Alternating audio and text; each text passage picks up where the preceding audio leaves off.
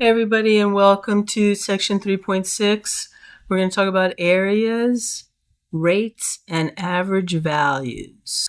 We've already talked about how integration is the area between the curve and the x-axis. But now what we want to do is use integrals to find the area between two graphs. We have this graph y equals f of x, and we have another graph here in blue, y equals g of x. And what we're trying to do is find out the area between these two curves. We always have to have one curve above the other curve. If f of x is greater than or equal to g of x for all x between a and b, then we can approximate the area between f and g, and this is the area that I'm talking about, between f and g. This is more for you to have an understanding of what's happening. We're not going to be using Riemann sums here. The height of each rectangle from the top to the bottom, we're using this point right here as the point for f of ci, and then they're using the lower point, g of ci, and the distance between here and here is the height of that rectangle, and then we're going to multiply that by delta x, which is the width of our base. And if we add up all these rectangles, it'll give us an approximation of the area. But of course, we're not going to be doing that. We're going to be using integration. If we want to know what the area between two curves f of x and g of x are, and we always have to make sure that we know what graph is greater than or equal to the other graph, and x equals a and x equals b are our bounds, we just basically take the integral from a to b of the upper function minus the lower function. If I have a graph that looks like this, and another graph that looks like this, and what I'm looking for is the area between these two curves. And if I say I want the area from, let's call this A, and we can call this point here B, I basically want the area between those 2 points. Now, if I look at it as a Riemann sum, and I make a rectangle, if this is f of x, and this is g of x, then the height, let's say this is 3, and that's -1. When I subtract 3 minus -1, notice it adds up. This would be 4. So it doesn't matter if the graph goes below the x-axis, that minus will always compensate for positive or negative. Now we're going to do an example. Find the area bounded between the graphs f of x equals x and g of x equals 3 for x is between 1 and 4, including both 1 and 4. The yellow part is what I'm looking to find. That's the area. From 1 to 3, the top function is y equals 3. That would be the first function. I would subtract y equals 3 minus y equals x. And that will give me this area right here. Then I have to add the area from 3 to 4. Now, which graph is on top? The graph on top is x, and I'm going to subtract 3. Notice between 1 and 3, y equals 3 is on the top. But between 3 and 4, x equals y is on the top. So we have to split it up into two pieces. I can integrate 3 minus x pretty easily. This is 3x minus x squared over 2, and I'm evaluating all of that between 1 and 3, and then I'm going to add x squared over 2 minus 3x, and this is evaluated between 3 and 4. All right, let's plug everything in. This equals 3 times 3, which is 9, minus 9 halves, minus, now I'm plugging in 1, 3 minus 1 half. So first I plugged in x equals 3, and then x equals 1. Now I'm going to add to that the second part. When x is 4, I get 16 halves minus 12 minus 9 halves minus 9.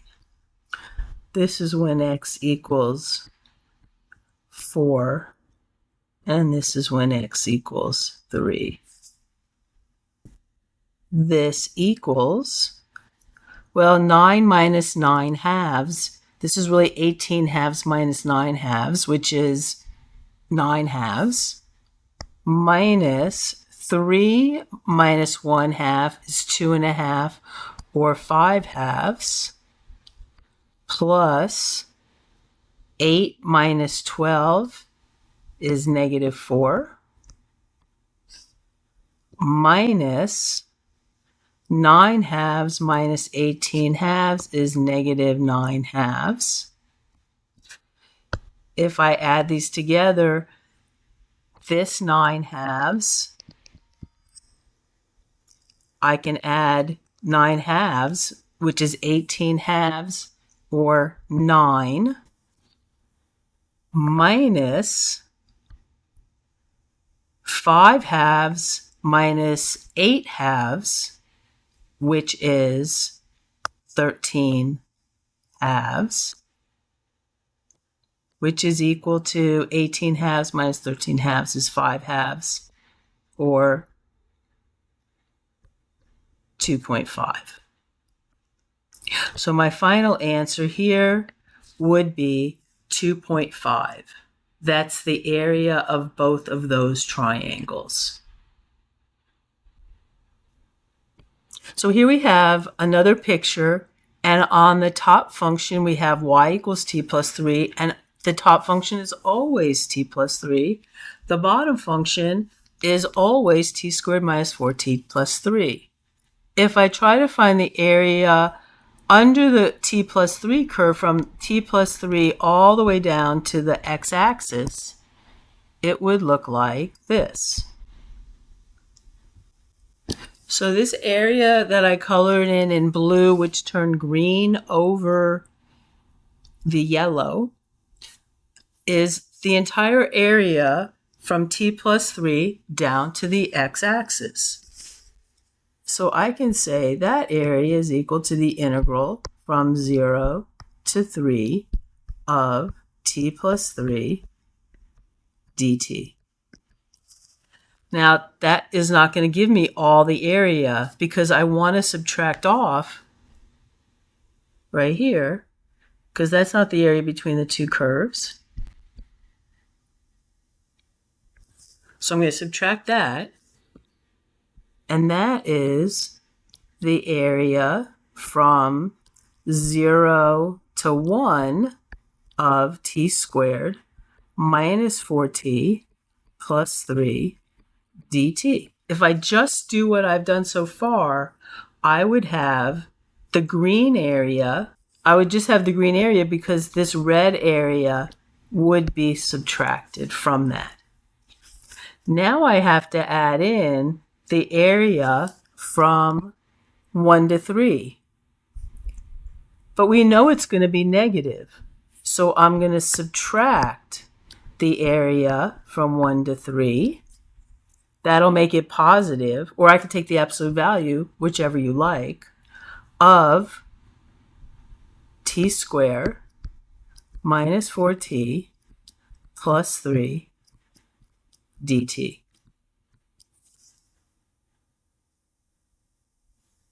This is going to be a positive area. This right here is also going to be a positive area. So I'm going to subtract these two positive areas, and then I'm going to subtract this negative area, which is actually going to add to the original area. And I don't have to make it this complicated. I can just integrate. I'll write it here. I can just integrate 0 to 3 of t plus 3 dt minus the integral. Because this goes from 0 to 1 and the other one goes from 1 to 3, I can go from 0 to 3 on this one as well. And this is t squared minus 4t plus 3 dt. And that would be the area between the two curves. And then I'm going to evaluate. I'm going to take the integral of t, which is t squared over 2, plus the integral of 3, which would be 3t.